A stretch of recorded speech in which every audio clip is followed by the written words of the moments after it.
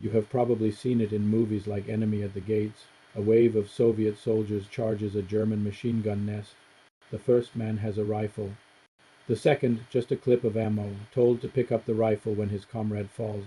It's a haunting image of desperation and brutality. But is that how the Red Army really fought World War II? Was it a horrifying reality or a powerful myth? The real story behind the Soviet Union's catastrophic losses is so much deeper and more complex than just a shortage of rifles.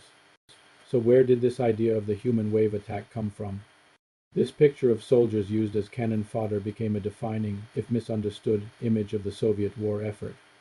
The narrative was actually pushed by both sides. German propaganda loved portraying the Red Army as an unsophisticated, desperate horde because it reinforced their own sense of superiority.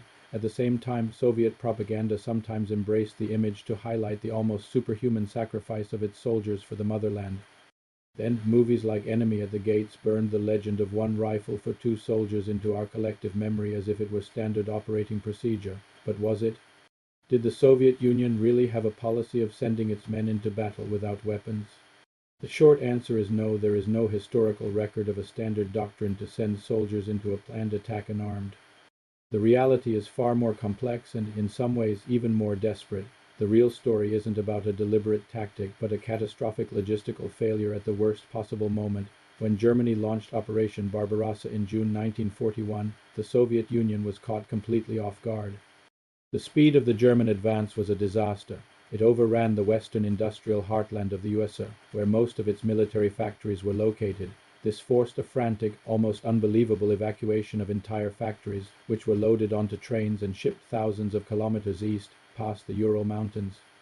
This unprecedented industrial relocation created a massive disruption in the production of everything a soldier needs, from tanks to bullets. For a critical period, the Red Army faced a genuine crisis. Huge numbers of supply depots near the border were captured, which meant advancing German troops sometimes had more Soviet small arms than the Red Army units trying to stop them. It was in this chaos, amidst retreats, encirclements, and the emergency formation of untrained civilian militias, that rifle shortages became a horrifying temporary reality. There are documented cases of newly formed or cut-off units being sent to the front with whatever they could find, sometimes told to grab weapons from fallen comrades. But these were acts of sheer desperation, not doctrine. This period of critical shortage, however, was temporary. The idea that the Soviet Union was short on rifles for most of the war is a complete myth. By 1942, those evacuated factories were back online and churning out weapons at an astonishing rate. From 1941 to the end of the war, the USSR produced nearly 20 million rifles.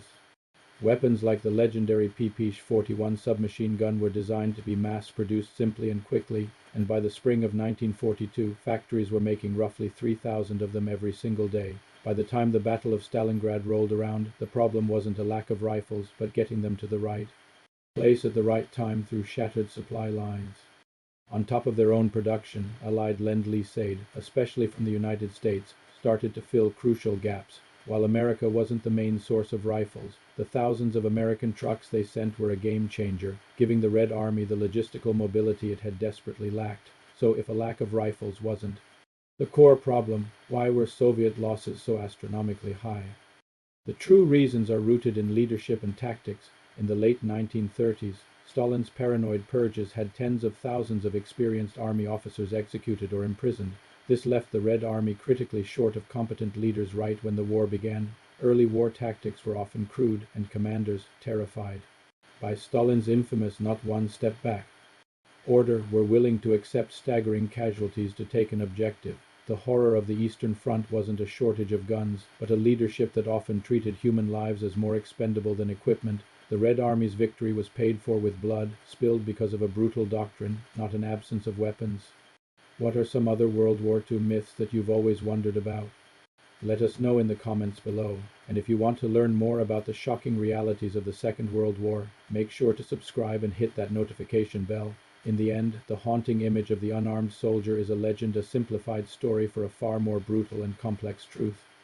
It wasn't some cynical tactic, but the on-the-ground result of total logistical collapse during the most desperate days of 1941. The legend sticks with us because it captures the essence of the Eastern Front, a war of unimaginable scale and ferocity that pushed the Soviet Union to the absolute brink.